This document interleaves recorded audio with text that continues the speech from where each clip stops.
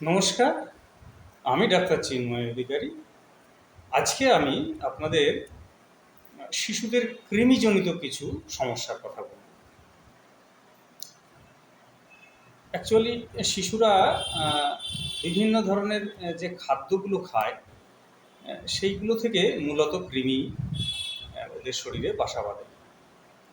কারণ অনেক সময় দেখা যায় বাচ্চারা হাত মুখে দিচ্ছে, যে হাতটা কখনো মাটিতে হাত ঠেকাচ্ছে, টেবিল চেয়ারে দিচ্ছে, নোংরা স্থানে হাতটা দিচ্ছে, সেই হাত মুখে দিচ্ছে।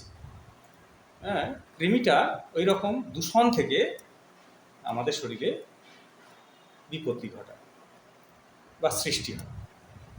তো সেক্ষেত্রে শিশুদের লক্ষণগুলো কি পাওয়া যায়? খুব খায় কিন্তু শরীরে লাগে, খিটখিটে হয়ে যায়, ঘ্যান ঘ্যানে হয়, পায়খানার ডিস্টার্ব হয়ে যায়, নিয়মিত পায়খানা করে না অথবা ঠিক পরিষ্কারভাবে পায়খানা করে না, নাক খোঁটে, ঘুমের মধ্যে দাঁত কাটে, এই ধরনের উপসর্গগুলো দেখা দেয়। এছাড়াও আরও জটিল কিছু কিছু উপসর্গ আছে, তড়কা বা খিঁচুনি, জ্বর হলে আক্ষেপ, কনভালশন, এগুলো হয়। তো অত জটিলে যাওয়ার দরকার নেই।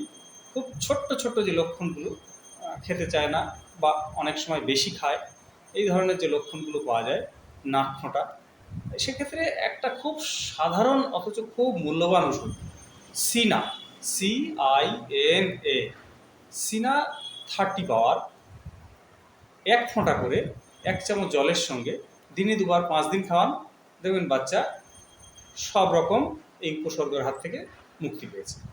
বাচ্চার স্বাস্থ্য ভালো হবে এবং বাচ্চা শান্তও হয়ে যাবে।